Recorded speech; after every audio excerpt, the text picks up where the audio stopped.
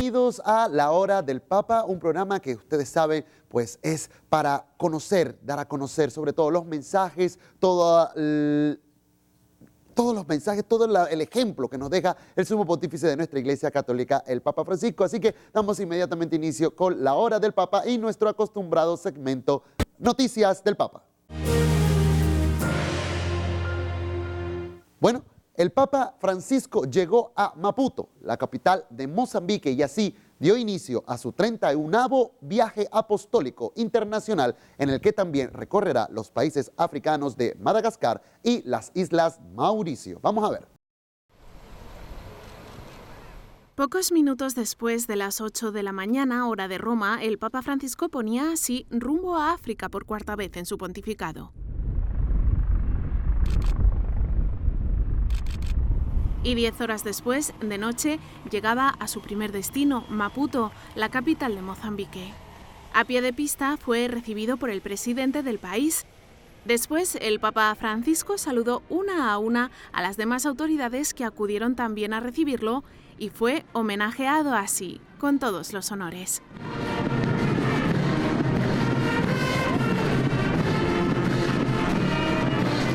Además, en el aeropuerto le dedicaron estos enérgicos bailes tradicionales.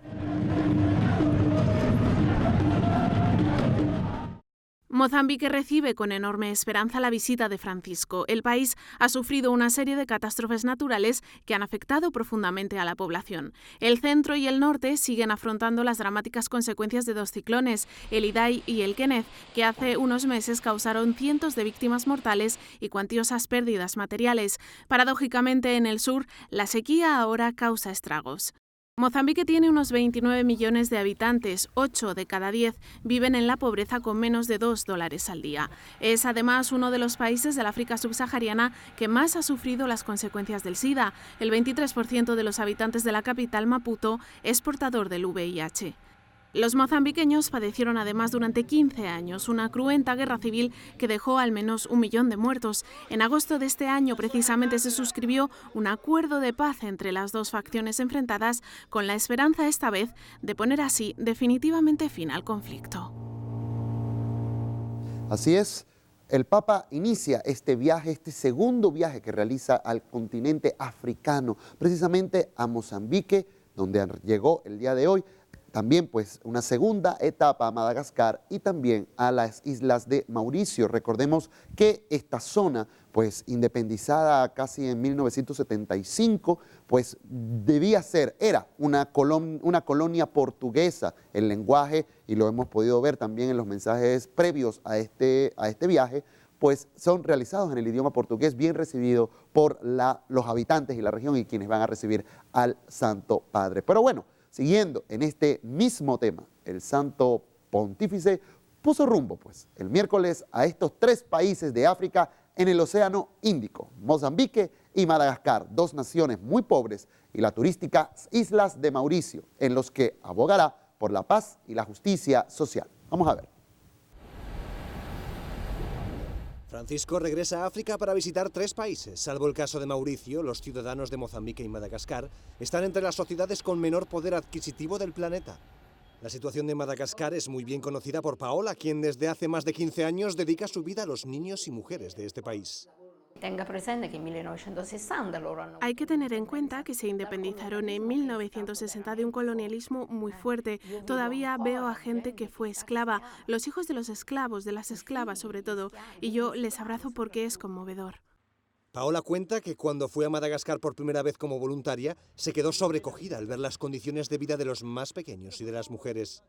Ella es oculista y por aquel entonces tenía poca experiencia de gestión empresarial internacional. Sin embargo, decidió lanzarse e impulsar proyectos sociales que no solo dieran ayuda a la gente, sino que también les diera trabajo. Invirtió todos sus recursos y ahora, 16 años más tarde, ha levantado un centro sanitario, una casa de acogida para niños, un centro de promoción social de la mujer y un largo etcétera. Primero alquilé una pequeña casa vieja, la reformé y allí acogí a los niños de la calle. También daba trabajo a la gente del lugar, sobre todo a las mujeres, porque las mujeres de África son quienes llevan encima todo el peso. Y así comencé con la primera casa y como fue bien, vendí todo lo que me dieron mis padres y con lo que gané construí otra casa. Su trabajo ha permitido que vengan a Madagascar voluntarios como Andrea, enfermero. Dice que nunca olvidará las condiciones sanitarias y de higiene que vio al norte del país. Hemos visto muchos niños abandonados buscando medicinas. De lo que te das cuenta es que allí podíamos hacer mucho, de que hicimos mucho, pero de que no hicimos lo suficiente. Es necesario que el Papa vaya a Madagascar para mantener vivo y despertar la humanidad que se está perdiendo. Yo digo que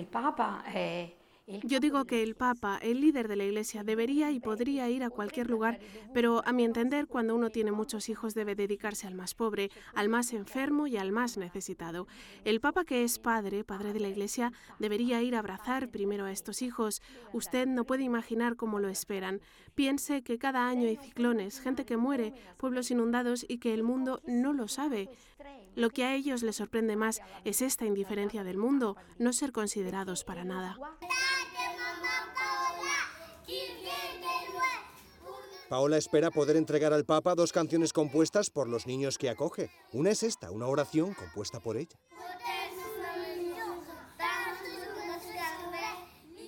Madagascar tan solo fue visitada por un papa en 1989. Han pasado 30 años y el país sigue siendo uno de los más pobres. Los problemas que más pesan sobre sus 25 millones de habitantes son las sequías y catástrofes climáticas. Así es, un país que pues busca en este momento 2 cosas importantes, la fe, la esperanza sobre todo, y la reconciliación. Son temas que el Papa Francisco pues ha destinado para este viaje, como hemos visto, una zona que pues sufre de pobreza extrema, sobre todo pues en esta segunda etapa que todavía no ha empezado, que será en la zona de Madagascar. Ahorita mismo pues el Papa se encuentra en Mozambique, pues hoy pues teniendo encuentros importantes con jóvenes, encuentros ecuménicos, encuentros de carácter religioso, pero sobre todo mostrándole un rostro, dándole un rostro de esperanza por parte de la Iglesia a toda una población que tanto necesita. Bien, este segundo viaje del Papa Francisco a África vuelve a dar prioridad, pues precisamente a 2 países absolutamente necesitados de ayuda externa, de convivencia entre etnias y religiones. Vamos a ver. Este 4 de septiembre el Papa Francisco emprenderá un intenso y esperanzador viaje a África. En esta oportunidad visitará Mozambique, Madagascar y Mauricio. Dice que después de 4 años regresa al África Negra como peregrino de la paz, la esperanza y la reconciliación. Fin de que o Deus del país de todos consolide a reconciliação fraterna en Mozambique, en África inteira. Única esperança per una paz firme e duradoura. Terei alegria de partilhar diretamente convosco estas convicções e também de verificar como cresce a sementeira feita pelo meu predecessor, São João Paulo II. Los jóvenes de África tienen un lugar especial en este viaje. En Mozambique tendrá con ellos un encuentro interreligioso y en Madagascar participará en una vigilia de oración con ellos. A principios de julio, el presidente de Mozambique viajó a Roma para preparar la importante visita del Papa al centro de atención a enfermos de SIDA que la comunidad de San Egidio tiene en Maputo. Además, en Madagascar el Papa visitará un monasterio de carmelitas descalzas y se verá de nuevo con Pedro Opeka. Este sacerdote ha construido Akamasoa. En esta ciudad da un entorno digno a miles de personas que vivían en un basurero. Durante el viaje, el Papa mantendrá encuentros con líderes políticos de los 3 países y les pedirá que den ejemplo en el respeto de la ley y que combatan la corrupción para resolver los problemas del continente. Así es, pues, definitivamente, pues, un viaje en el cual el Papa tendrá como objetivo también encontrarse con un pueblo joven. Lo hemos visto hoy y seguro en nuestro próximo programa, la próxima semana, veremos más detalles de este viaje. Hoy el Papa pues se ha encontrado con jóvenes en un encuentro ecuménico y seguro también pues ya está pronosticado y programado para una gran vigilia con los jóvenes en Madagascar. Sin duda alguna, este viaje del Santo Padre será de mucha importancia para seguir impulsando la fe en una iglesia joven y sembrando esperanza como ejemplo de otros pontífices a lo largo de la historia. Vamos a ver. En África, los papas han impulsado la fe de una iglesia joven y sembrado esperanza. Pablo VI fue el primer pontífice moderno que visitó el continente. Fue en 1969 cuando viajó a Uganda. Por eso nunca se olvidará el mensaje que dejó. Dijo que había llegado el momento de que los propios africanos tomaran el testigo dejado por los misioneros para evangelizar el continente. La huella que años más tarde dejó Juan Pablo II también fue imborrable. Visitó África 16 veces. No se olvidarán encuentros como este con Nelson Mandela en 1995. O sus encuentros con enfermos. África vibró literalmente de alegría al ver a un pontífice tan cercano. Benedicto XVI habló con fuerza en sus 2 visitas al continente. Denunció lo que más tarde Francisco llamó la colonización ideológica en África, pero sobre todo envió un mensaje de ánimo. Hoping against hope, this is not a magnificent description of a Christian. Africa is called to hope through you and in you. El viaje que Francisco realizará en septiembre será el 4º de su pontificado a este continente. En 2015 visitó Uganda, Kenia y República Centroafricana. El viaje a este último país fue desaconsejado por motivos de seguridad. Sin embargo, Francisco insistió, nadie olvidará su paso por un campo de refugiados. Noi dobbiamo lavorare e pregare e fare del tutto per la pace. Ma la pace senza amore, senza amicizia, senza tolleranza, senza perdono. Siriri tongana yengo tere kiape, lungula ngote na lichimba chimo kiape.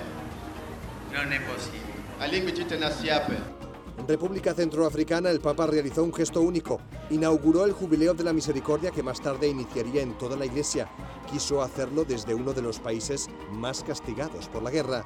Francisco visitó Egipto en 2017 y en 2019 Marruecos. Fueron 2 viajes donde continuó el trabajo de sus predecesores para mejorar las relaciones con el Islam.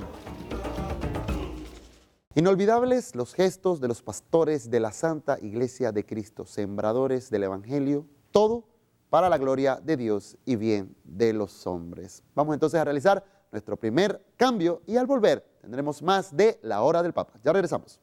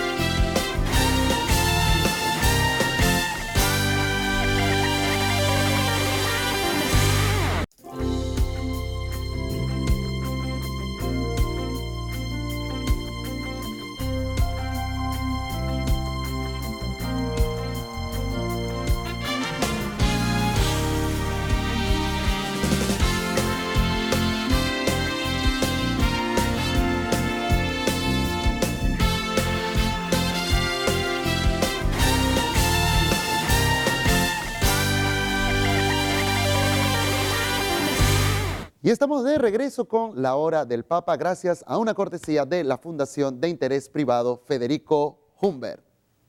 Bueno, después de rezar la oración mariana del Ángelus en este pasado 1 de septiembre, el Santo Padre anunció un consistorio para la creación de 13 nuevos cardenales para que lo ayuden en su ministerio como obispo de Roma y para el bien de todo el santo pueblo de Dios. Vamos a ver. Septiembre comenzó con este anuncio. Il prossimo 5 ottobre terrò un consistorio per la nomina di 10 nuovi cardinali. Francisco ha nombrado a 13 nuevos integrantes del Colegio de Cardenales, entre los que destaca la universalidad de sus países de orígenes. El consistorio será el próximo 5 de octubre. Entre ellos hay 2 funcionarios de la Santa Sede, quienes trabajan en oficinas de mucho interés para el Papa Francisco. Uno de ellos preside el Pontificio Consejo para el Diálogo Interreligioso. Se trata del español Miguel Ángel Ayuso Gisot, ordenado obispo por el mismo Francisco en marzo de 2019. El otro es el subsecretario de la sección de Migrantes y Refugiados del Dicasterio para el Servicio al Desarrollo Humano Integral, el jesuita Michael Chernik, quien también es secretario especial para el Sínodo de la Amazonia. Precisamente allí le sorprendió el anuncio. También se encuentra otro funcionario del Vaticano, el portugués José Tolentino Mendoza, archivista y bibliotecario de la Santa Romana Iglesia. Entre los nuevos cardenales hay 2 latinoamericanos, el arzobispo de La Habana, Juan de la Caridad García Rodríguez, sucesor así del cardenal Jaime Ortega y Alamino. Otro latinoamericano que recibirá la birreta cardenalicia el próximo 5 de octubre es el guatemalteco Álvaro Ramazzini Imeri. Pero este consistorio se caracteriza por el nombramiento de cardenales en las periferias del mundo. Francisco nombró a un nuevo cardenal en Indonesia, el país con más musulmanes del mundo, pero el catolicismo está reconocido como una de las religiones oficiales.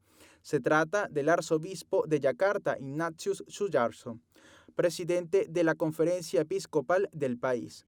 Pero no es el único neocardenal de un país musulmán. A la lista se suma el arzobispo de Rabat, el español Cristóbal López Romero, destacado por su papel en el ámbito del diálogo interreligioso.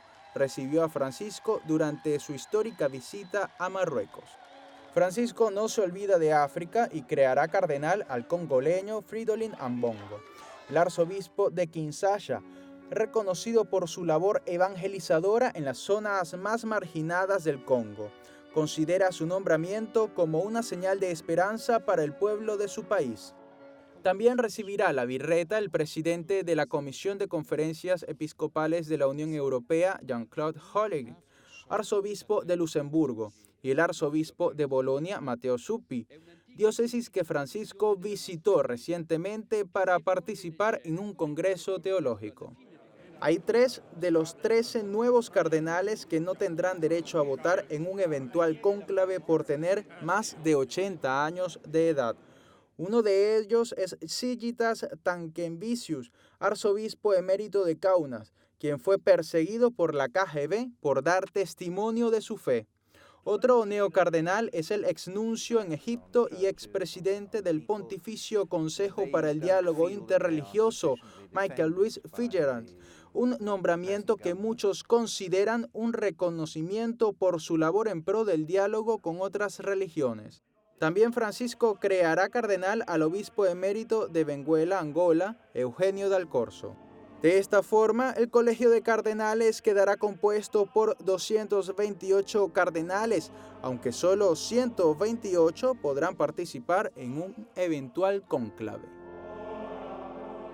Así es, muchas personas se preguntan por qué es tan importante todo esto del consistorio, la escogencia de los cardenales. Precisamente por lo que menciona el reportaje, es esta de donde saldrá el sucesor de Pedro, luego del Papa Francisco. Precisamente es importante cómo Francisco también hace un llamado de atención sobre los espacios que contienen la mayor parte del agua del planeta y también la mayor variedad de seres vivientes, los mares y océanos. Preocupado por el estado actual de muchos de ellos, pide a todos los católicos que recen y actúen para que los políticos, los científicos y los economistas trabajen juntos en medidas de protección. Vamos a ver el siguiente reportaje.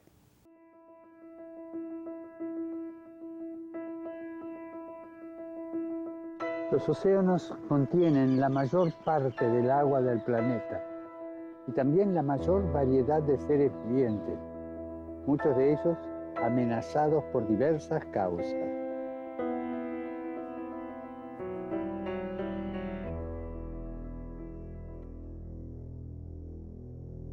La creación es un proyecto del amor de Dios hacia toda la humanidad. Nuestra solidaridad con la casa común nace de nuestra fe. Recemos este mes para que los políticos, los científicos, los economistas trabajen juntos por la protección de los mares y de los océanos.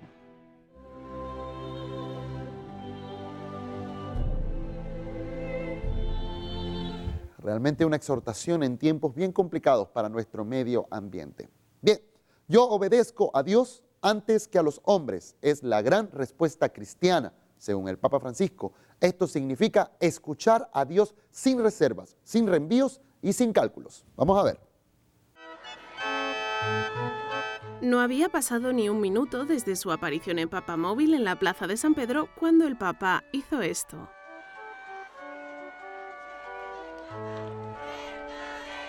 Francisco comenzó su recorrido con el Papamóvil al completo. La celebración de la audiencia general regresó a la Plaza de San Pedro después de las últimas semanas en el aula Pablo VI.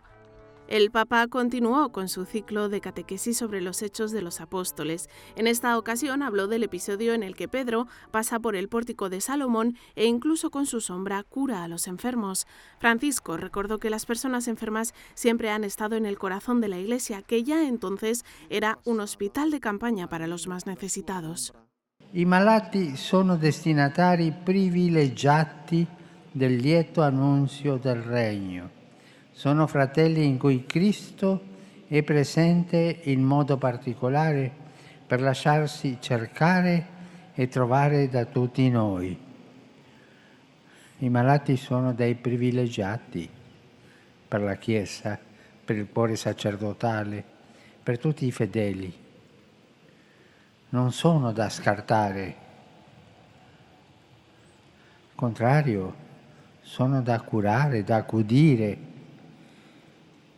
Sono oggetto della preoccupazione cristiana.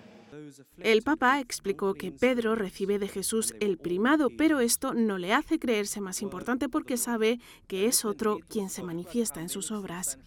In tal modo Dio manifesta la sua prossimità e fa delle piaghe dei suoi figli, diciamolo un po' in difficile, il luogo teologico della sua tenerezza.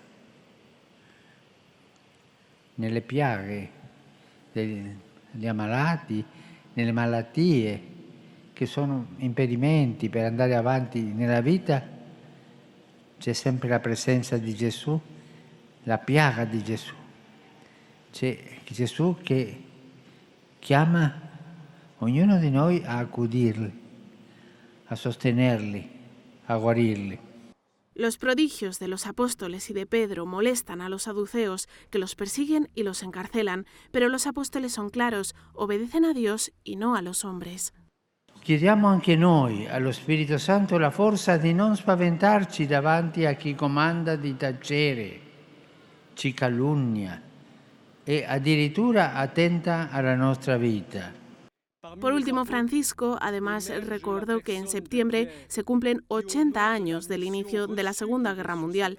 Por eso deseó que el recuerdo de esta contienda haga que no se repitan de nuevo estas tragedias provocadas por el odio y que solo traen destrucción, sufrimiento y muerte.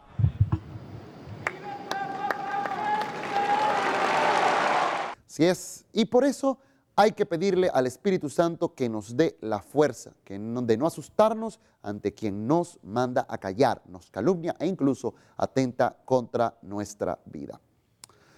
Los enfermos son privilegiados para la Iglesia, para el corazón sacerdotal, para todos los fieles. No son para descartarlos. Al contrario, se deben curar, acudir, son objeto de la preocupación cristiana. Vamos a ver el siguiente reportaje. Queridos hermanos y hermanas, hoy reflexionamos sobre la figura del apóstol Pedro, que en el pórtico de Salomón realizaba las obras de Jesús, su maestro. Al mirar su modo de actuar, vemos al mismo Cristo. Pedro, lleno del Espíritu del Señor, pasaba caminando y sin que él hiciera nada, su sombra se convertía en caricia sanadora, efusión de la ternura del resucitado, que se inclina sobre enfermos y restituye dignidad, vida y salvación. De este modo, Dios manifiesta su cercanía y hace que las llagas de sus hijos se conviertan en lugar teológico de la ternura divina. Así se puede decir que todo en Pedro, incluso su sombra, irradia la vida del resucitado. Los enfermos recobran la salud y el mundo proclama la gloria del Padre. Y puesto que el primer apóstol es figura de la Iglesia, su sombra evoca la de la Iglesia, que sobre la tierra pone en pie a sus hijos y los destina a los bienes del cielo, sin temer obedecer a Dios antes que a los hombres. Saludo cordialmente a los peregrinos de lengua española venidos de España y Latinoamérica. Pidamos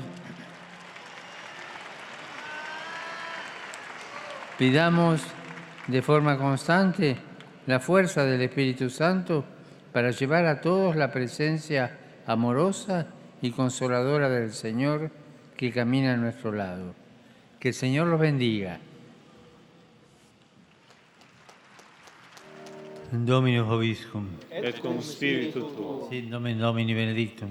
Ex hoc nunc et usque in saeculum. Aiuterium nostrum in nomine Domini. Qui feci caelum et terra.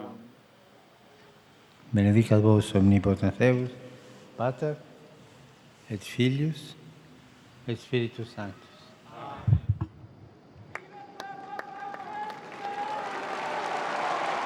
Como siempre, muy emotivas estas audiencias que realiza y que ya han regresado al aire libre nuevamente desde el aula Pablo VI, pues ya volvió a la Plaza San Pedro nuevamente. Bueno, cada 29 de agosto se conmemora el Día Internacional contra los Ensayos Nucleares. Veamos qué nos dice el Santo Padre sobre este tema. Adelante. Cada 29 de agosto se conmemora el Día Internacional contra los Ensayos Nucleares, en recuerdo a la clausura del polígono de Semipalatinsk, la principal instalación de pruebas nucleares de la antigua Unión Soviética. Aunque hoy en día el peligro de los ensayos nucleares sigue siendo una amenaza internacional. Hay que empeñarse por un mundo sin armas nucleares, aplicando plenamente el Tratado de No Proliferación en la letra y en el espíritu, hacia una total prohibición de estos instrumentos. Las armas nucleares son el armamento más peligroso del planeta. En la actualidad, numerosas organizaciones estudian los peligros que podría ocasionar reavivar el fantasma de una guerra nuclear. Una de ellas es la Fundación de Gasperi. Recientemente han impulsado la web freedomanatomy.com para profundizar temas de defensa, en especial los aportes de la Organización del Tratado del Atlántico Norte. El proyecto fue presentado en la edición número 40 del Meeting de Rimini. Con esta exposición queremos mostrar la profunda importancia de la Alianza Atlántica, incluso después de muchos años de su fundación, porque la seguridad global está cambiando mucho en sus características. Por lo tanto, ningún país, ninguna persona puede considerarse segura. Todos deben organizarse y adaptarse continuamente a los nuevos desafíos. El proyecto Freedom Anatomy es una web educativa, consta de datos y mapas interactivos. Los asistentes al Meeting de Rimini pudieron conocer a través de esta exposición los valores, la organización y la contribución de la OTAN a la paz y los desafíos actuales en materia de seguridad internacional.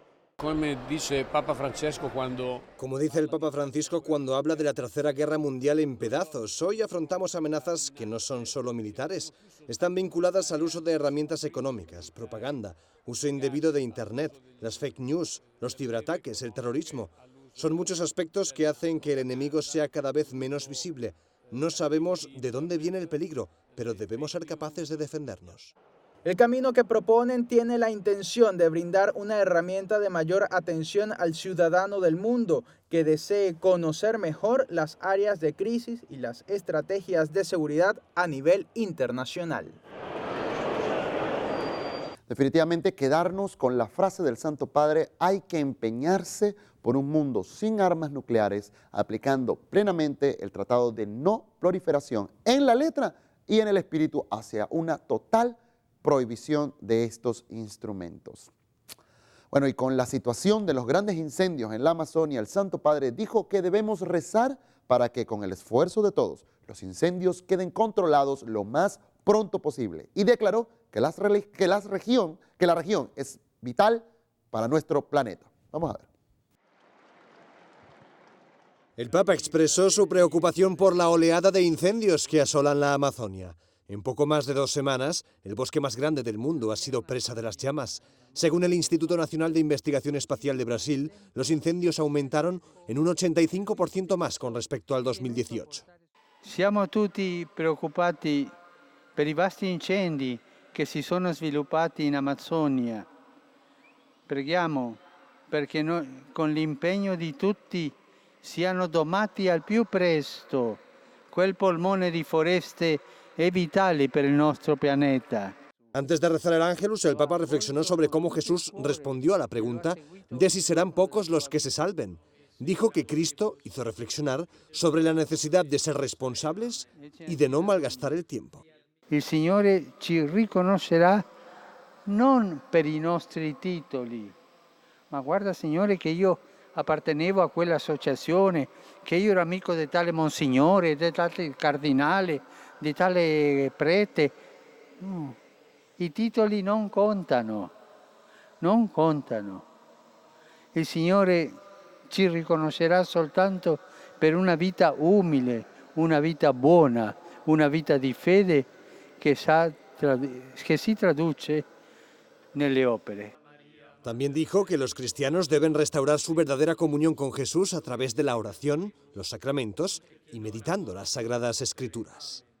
Questo ci mantiene nella fede, nutre la nostra speranza, ravviva la carità e così, con la grazia di Dio, possiamo e dobbiamo spendere la nostra vita per il bene dei fratelli, lottare contro ogni forma di male e di ingiustizia. El Papa sugirió a los peregrinos que recen a la Virgen, a quien recordó que también se le llama Puerta del Cielo, la puerta que lleva a Dios. Bueno, definitivamente todos estamos preocupados por los grandes incendios que se han desarrollado en el Amazonas. Oremos para que con el compromiso de todos puedan ser domados lo antes posible.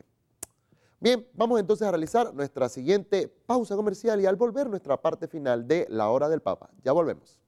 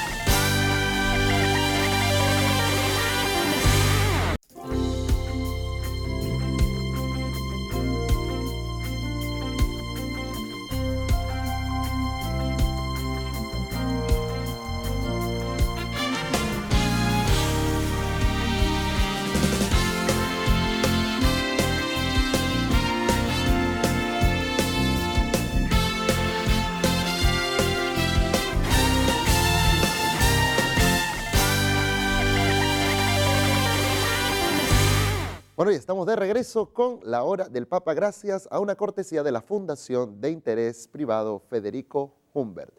Vamos entonces con nuestro segmento Curiosidades del Papa.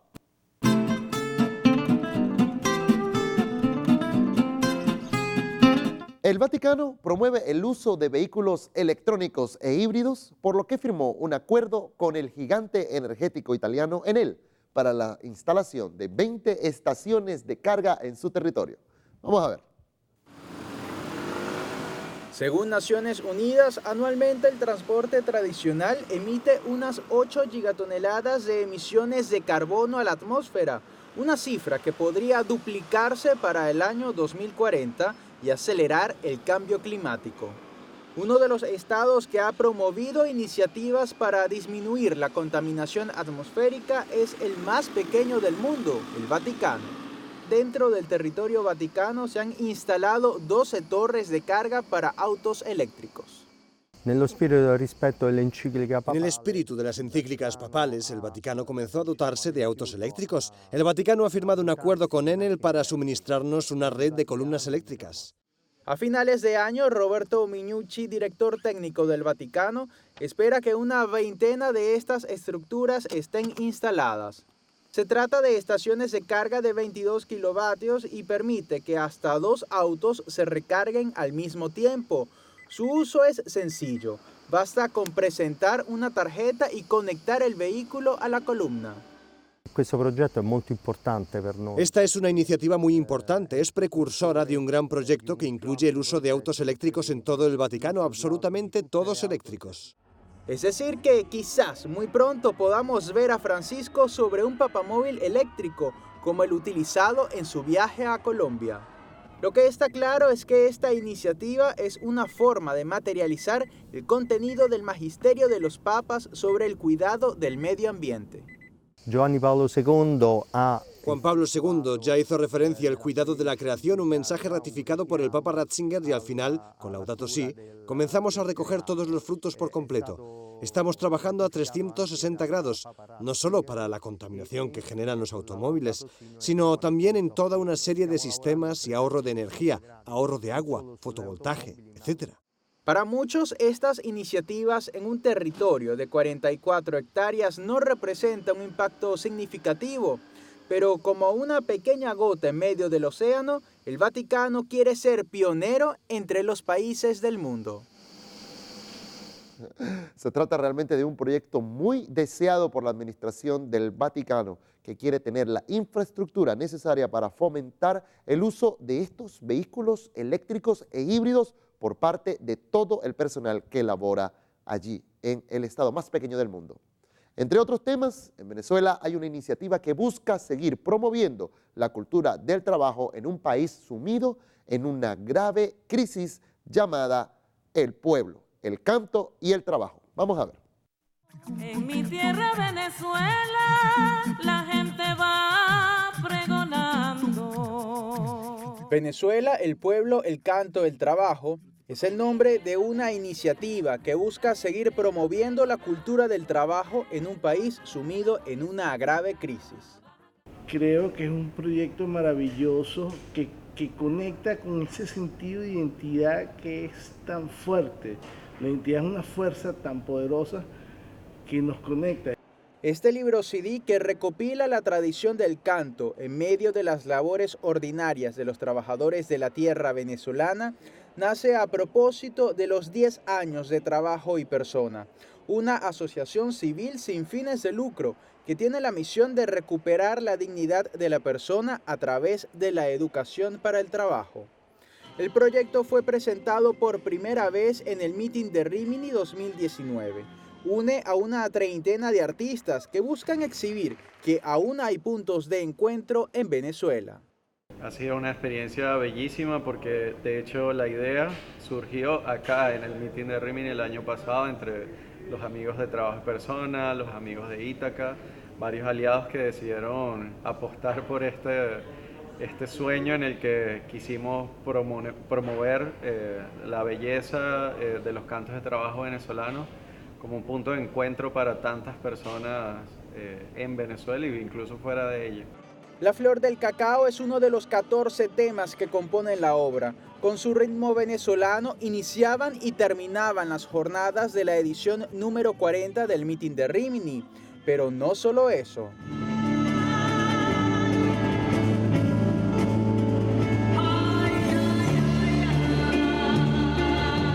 Estos músicos venezolanos se unieron para hacer bailar a los asistentes en el Meeting de Rimini, especialmente durante este concierto que culminó al son de los tradicionales tambores de Barlovento, con mucha alegría y sabor tropical. Ver coreándolos, escucharlos coreando la canción en el meeting es una emoción gigantesca porque es... Siempre creo que la gran pregunta abierta de qué hace que una persona se mueva. También quisieron compartir su ritmo en las periferias del mundo, llevando la música venezolana a los reclusos de la cárcel de Padua, en colaboración con la cooperativa social Yoto, que promueve el trabajo en este centro. Allí llevaron un momento de esperanza a presos, buena parte de ellos latinoamericanos, quienes se acercaron a sus raíces. Seguir apostando a nuestro país, Venezuela, es apostar a la persona. Sentir, o mejor dicho, cantar las canciones de un pueblo nos hace partícipes de su historia, de las esperanzas y del sufrimiento que marcan su vida. Así comienza este libro CD, cuyas ganancias serán destinadas a ayudar a la población de Venezuela. Definitivamente la fuerza de un pueblo es su gente y este pues es un gran proyecto que ayudará seguramente a alimentar el alma, el espíritu y la esperanza de este pueblo sumido en una grave crisis que realmente pues necesita del empuje y del empeño de todos sus compartidarios. Así que un aplauso para todas estas personas. Bien, de esta manera entonces nos despedimos y llegamos al final de nuestro programa La Hora del Papa, no sin antes pues invitarlos la próxima semana a que sintonicen FETV para otra emisión de este tu programa La Hora del Papa. Nos vemos la próxima semana.